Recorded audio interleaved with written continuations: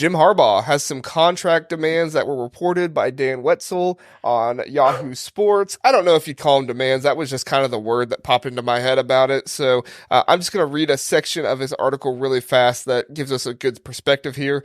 Dan says, specifically, sources said Harbaugh is seeking language that would grant him immunity from termination from any finding or sanction that could arise from multiple current NCAA investigations into the program. Another piece of this is he also wants to push back the time when he would sign the contract. That way his buyout would not be as large. So these are kind of the two big things that Jim Harbaugh wants, is he wants to delay the signing so that way a buyout is not at large, presumably so that way an NFL team could sign him if they want to. That's just my thought. I don't know if that's, for sure. That's just kind of putting pieces together. And then the other piece of it, like I said, is immunity in case there is some kind of sanction or penalty on him. Justin, I gotta know, is Jim Harbaugh asking for too much here? So I think this also depends, right? I do think it is a lot to ask. I think what he's doing is he's just trying to set his price based on, what he did this season, what he was able to do and riding the high. And I think it's smart of him to do this, because one of the biggest things we talked about, previously when it was the indication that was he might leave, was one of the big reasons we thought that was because of the implications that may still come because of the NCAA's side of this investigation and the reports that he lied on certain factors of it. I don't know how true that is, so I won't speak on that part of it. But, is he looking for these protections to make it easier to land an NFL job eventually? Is he looking for these protections because the Big Ten is changing so drastically next year and it's going to be harder to make it to a championship with the playoff next year? Is he just trying to make sure that he has these things in place so that way, in case he doesn't reach the mountaintop again, he's in a great position? But then at the same time, as a athletic director, if you where is too much power for your coach? At a certain point, what is the middle ground between we can meet in the middle, but I'm not giving you too much power, I'm not giving you too much leeway to where you're kind of calling the shots? And the one thing I think, if it's true that he is actually asking, because a lot of this is speculation, I don't know how much of it is confirmed concrete, but if that is the case, I think it just kind of puts him on an island by himself, in terms of, his staff. I want to be protected versus his staff, which I think might more be an indication that potentially, this is more so to do with a potential, NFL role. But, I think the protection of me, like just me, just kind of comes across a little just arrogant, if that's true. Now, that's just me, because I think he would probably try to go to bat for his staff as well if he had the possibility to do that. So, yeah, I know John's ready to take off on this, but that's just a mistake. So, John, go ahead.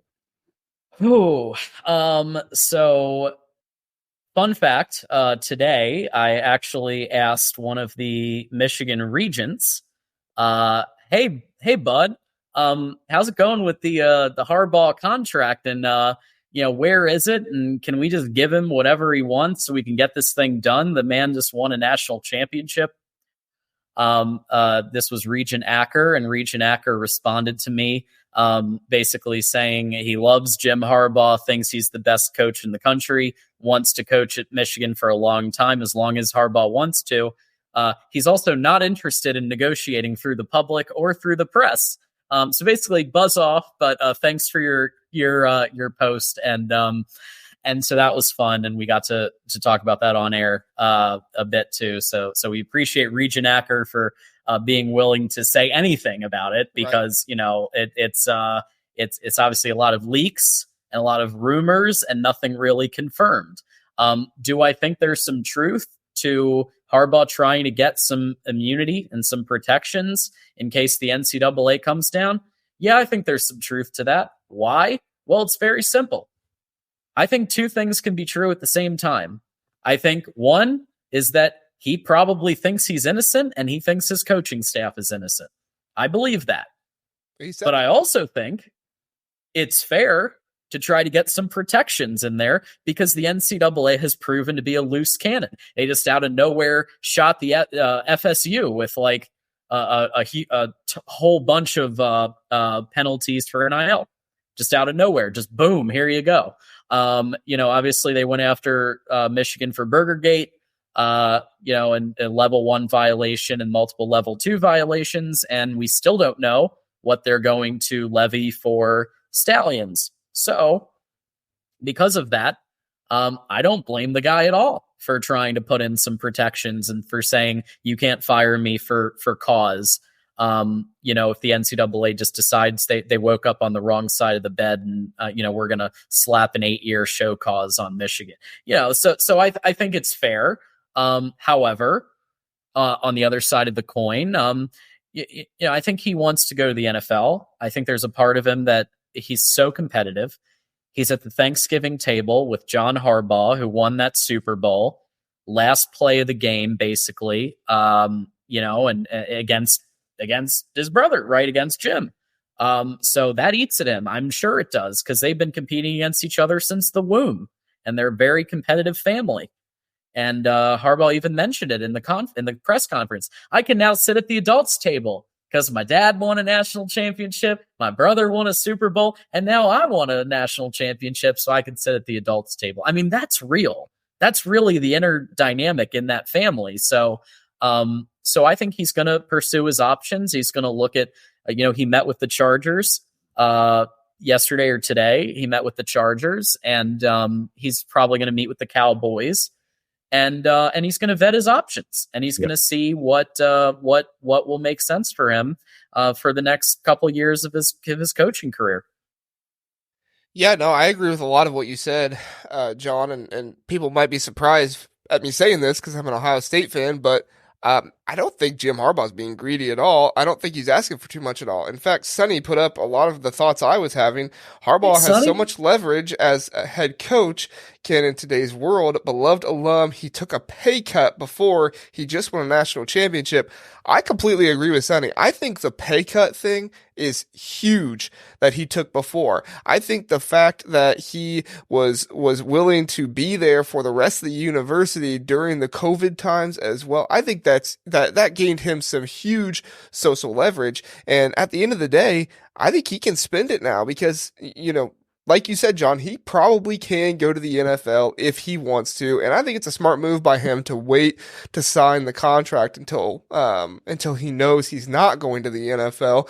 But I have no problem with Jim Harbaugh asking for this stuff. Man, if you just won a national championship, if you just had one of the best 3-year stretches in all of college football history, not just Michigan history, but one of the best in all of college football history, how could you not? And then on top of that, if Michigan decides, no thanks, we're moving on from here, they have Sharon Moore in the waiting, so he knows that he has built up a coach behind him who is going to do a very good job, most likely, but a very good job behind him and keep the program rolling. He built up the strength and conditioning, like we talked about earlier. He built up this other head coach, and he built up the talent. So in my mind, I don't blame Jim Harbaugh at all, and the only way I see there being a loss here, the only way is if something happens with the NCAA, Jim sticks around, and then they're forced to continue to pay Jim's contract, even if sanctions are levied against them, which, like you said, John, we have really no idea what the NCAA is going to do. I've heard certain things. I've put them out there before. But at the end of the day, the NCAA seems to go back and forth on this. One day they want to get rid of everything. The next day it's all fair and square and nothing was done wrong. And so who really knows what exactly is going to happen?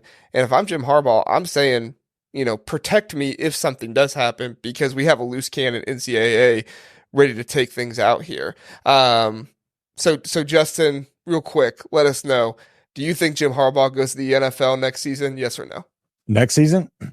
Or I guess he's in there in 2024. At this point, I do think that Michigan wants to keep him so bad that they will give him enough of these stipulations, whatever they are that he's asking. They will do whatever they can to get him back, in my opinion.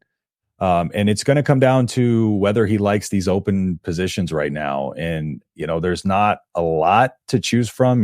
Dallas might be the most enticing. and he can also leverage Dallas. So that, I think that's a big threat, just because Jerry Jones will open his pockets if need be. So I think that's the biggest threat. But overall, I don't know how dead set the Cowboys are on him or anything like that. And I think he would probably want to figure that out sooner rather than later. And so I think he'll come back. And I think a lot of these protections, like I said, I totally get it. I think they're just to set him up for that potential move in case he does come back this next year. And I think at that point, it's going to be a year by year basis. Yeah. Great thought. What do you think, John? Well, I've said this for months. We did an episode of Michigan Wolverines Live called The Last Dance months and months ago, before basically right after Burgergate came out. And I said he gone after this year. This is the last dance year. It's this year or bust to win the Natty. And then Jim Harbaugh is going to pursue his NFL dreams. So he doesn't have to deal with the NCAA. And he can go and shape an NFL team to his image. Whatever one he decides to take. And the thing is, he's probably going to have like multiple offers, and even more teams that he'll have a first round, second round interview with. Yep. And then Michigan will try to match it and let the chips fall where they may. But I've said he's gone. If he stays, I'd be so happy to be wrong. But just based on what we've seen, he had a very good interview with the Chargers. And I think the opportunity to coach Justin Herbert, that he is such an amazing talent, and just the coaching malpractice on that Chargers team. Yep. Like the fact that they haven't at least gone to one Super Bowl is coaching malpractice, in my opinion. Like, yeah, everybody's talking about the Eagles coach. Well, that guy got Jalen Hurts to the freaking Super Bowl like last year. Yep. He made a bad hire with Matt Patricia, but he's like, if we're going to compare, how about Staley just completely fumbling the bag of the Chargers? So I think the Chargers are going to be in play. The Cowboys, if Jerry Jones can actually swallow his pride, swallow his ego, his need for control, which has been an open secret for so long. They might, they have the money to pay him. They have they could give him a lot of what he wants. He'd have to deal with Dak Prescott and that whole situation, the $40 million for Dak Prescott. But I have a pretty strong feeling Mike McCarthy's getting fired because Jerry wants a Super Bowl. And the fact is McCarthy hasn't gotten it done. So I call it the Harbaugh sweepstakes. You're going to have multiple teams offering him somewhere between 12 to 20 million a year, and pretty much unlimited power and control. I think it's going to be harder for some teams to offer that than others, but it's really going to come down to, I think, ownership fit, GM fit.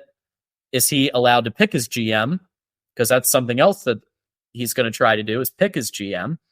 He doesn't want to be the GM, but he wants to be able to name somebody who he's buddies with to be in that position. So we'll see how it goes. But like I said, I just think there's too much smoke here, and it's just happened too often. And I think Sharon Moore is going to be your 2024 coach of the Michigan Wolverines, and Jim Harbaugh is going to be your 2024 coach of insert NFL team here who needs somebody who's a proven winner. Yeah. And JR, just to bounce off that, like a few days ago, before these reports came out, I was leaning towards him going. I was pretty much dead set on him going, just based on, reaching the mountaintop, everything changing next year. Like I said, it's going to get harder to win in college football, to win in the Big Ten. And so, but if these are true and they give it to him, I'm just wondering if that is, if this leak is true and he's asking for these things and they give it to him, I'm wondering if there's just they're trying to get this done, sooner rather than later, and just get this locked up. Maybe Michigan tries to force that hand, and maybe they do agree to a lot of these things. It's going to be a very interesting process and fluid process. But I think personally, the Cowboys fit basically, but based on their team structure, what Harbaugh had at Michigan the most, versus the Chargers. Eckler's on the decline, and I just think I think that's probably the best fit for him. So if they do end up firing Mike McCarthy, which I 100% think they will, if you look at Jerry Jones in that press box, it didn't look good. I think the Dallas Cowboys will be really, really hard to pass up. But right now, just, I'm not 100% sold on the Chargers, but, John would probably know more about the inside information about how that meeting went than me. But that's just my take on it. I just think I think there's a lot of variability, but I'm wondering how Michigan's approach to this, if they're going to try to just force his hand by giving him what he wants. So we'll see. I'm surprised neither of you guys mentioned the Raiders with their rumor coming out that they're going to draft J.J. McCarthy for him to come there, which... why don't they just they need to get Antonio Pierce. Max Crosby already said he's going to leave if they don't. Devontae Adams said he's going to leave. Well, they need to hire Pierce. The Raiders was my initial pick months and months ago. But with Antonio Pierce having so much support with the program, I think he's probably going to be the guy. The odds currently are Chargers at -150, and then not the head coach of an NFL team at +100. So Vegas knows something. The Chargers are in the lead tremendously. I think that the meeting apparently went pretty well. Yep. Because obviously, he did visit. He said Los Angeles is the happiest place on earth. And with that quarterback, I think he could see a quick route to a Super Bowl. And at the end of the day, he's 60. He's not going to be coaching at this team for 20, 30 years. He wants to win a Super Bowl quick. Yeah. And the way to do that, I think, is to get a generational quarterback right away, Justin Herbert, and build around him. Any position group that they're weak on, guess what? He can go get a Michigan Wolverine. Because they're at practically every position. There's a Trevor Keegan. There's a Junior Colson. There's a somebody that Jim Harbaugh has personally worked with for years and years, knows that they're good, and will probably draft that player to shore up any weak position group that they have. Yeah. I'm just imagining Jim Harbaugh with his little chicken farm in Los Angeles. That makes me happy to think about that.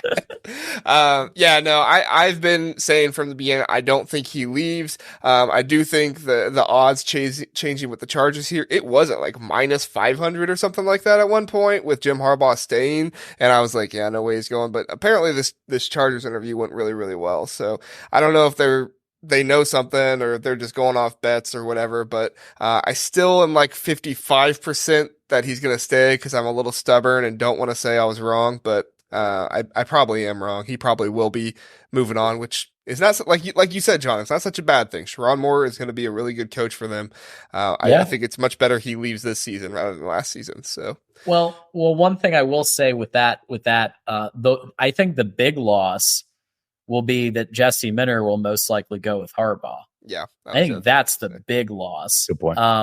Because who do you do you get Clinkscale to level up? I mean, who continues? Because what you don't want to do is you don't want to hire from outside and change the scheme. The scheme works, right? This 4-2-5 that they have, the multiple defense that they have that they got from the Ravens.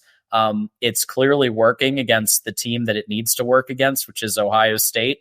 It was brought in literally because we kept getting our asses kicked against Ohio State, and Don Brown's defense is getting figured out left and right.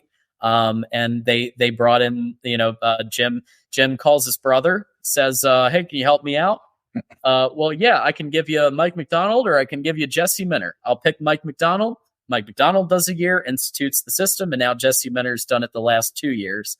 And so I hope they pick someone who can continue that if Jim Harbaugh is going to leave. Pick someone who can continue what Mike Macdonald and Jesse Minter started. I'd be okay with Don Brown coming back. Yeah, right. I'm sure he would. Thanks for listening to the Big Ten Huddle. Please do like and subscribe. We appreciate that. If this was your first time listening, we are the Big Ten Huddle. We cover all things Big Ten football and basketball. We have a long episode every Sunday, Tuesday, and Wednesday night, all at 9 o'clock. So come in, check us out, get in the chat, let us know what you're thinking. We would love to have you join us and learn more about the Big Ten.